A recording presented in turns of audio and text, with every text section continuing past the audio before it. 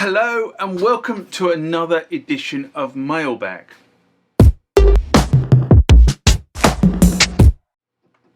What is Mailbag? Well, Mailbag is a feature of the channel where you guys leave lots of comments on the channel and I attempt to answer those comments, or if I can't answer those comments, I throw it out to you guys who have more knowledge on some of this stuff than I do. So let's get into the first mailbag of this session. Remember, like, comment, subscribe to the channel. Go over to Instagram and follow me there. Go over to Facebook, follow me there. That's where the normal notices are. And consider becoming a Patreon.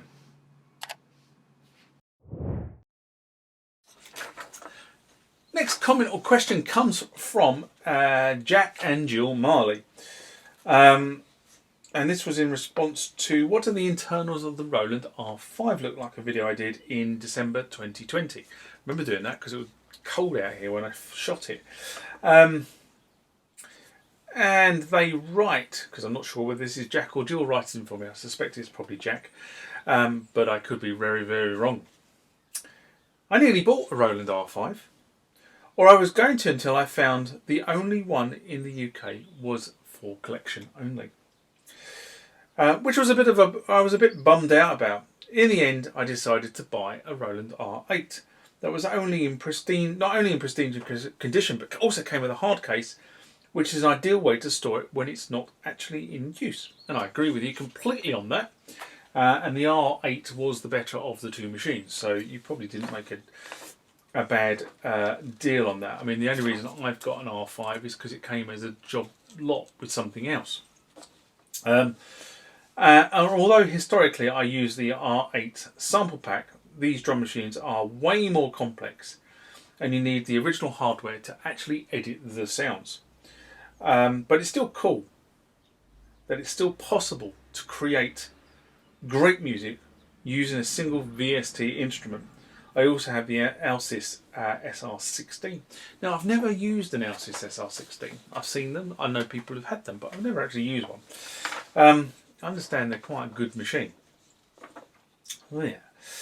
I think the bottom line with any drum machine is they are designed to perform a function, and many very popular, I don't want to say pop songs because that's wrong, because they've been used in all kinds of genres of music, pop, rap, funk, rock. You know, if you look across the spectrum here, drum machines and the capabilities of drum machines have been used extensively for working on in all kinds of genres. So I'm not going to use the word pop music, but popular in music definition, I think, is probably the way I want to say it. But the bottom line is, if you get a drum machine and you can figure out how to work a drum machine, they are great fun. You can create beats, you can drop beats, you can sequence patterns, you can do all kinds of things on a drum machine. And having multiple drum machines is even better. And people say to me, why John, have you got one of these, one of those, one of those? And I'll tell you why I've got multiple drum machines, because you can do things with multiple drum machines that, yes, you can do them in a VST and you can load the drum machine samples and you can do all kinds of things like that. But actually, if you say, for example, you had 5 drum machines, different types, different sounds, all MIDI together with the same MIDI clock going on, you can have one drum machine developing a bass pattern with a certain set of sounds. So, you know, a TR-909. You can then take things like the hand claps and the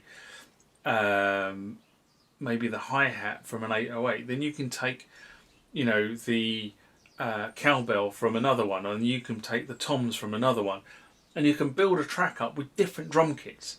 Now, yes, again, you can do all this in a VST, I know that. But that's not what the fun is about. The fun is about having it physically there, being able to put the patterns down, being able to make all the drum machines effectively sing. So that's what I would say. They are a lot of fun.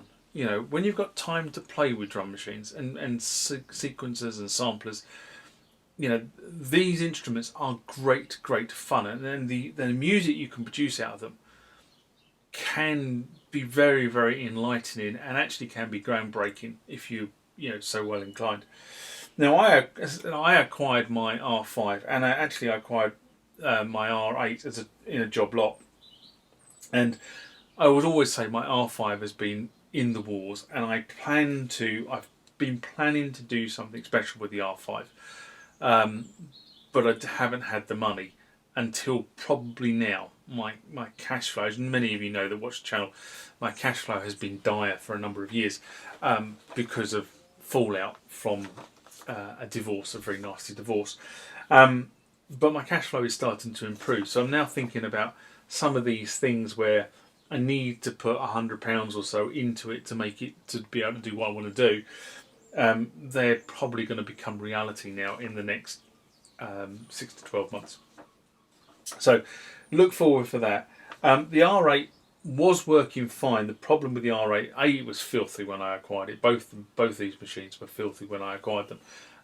So it's been cleaned and it's not filthy anymore. So I don't have to sort of wear plastic gloves when handling. But the other thing is the LCD was damaged, and it's kind of what they call LCD rash, which is where the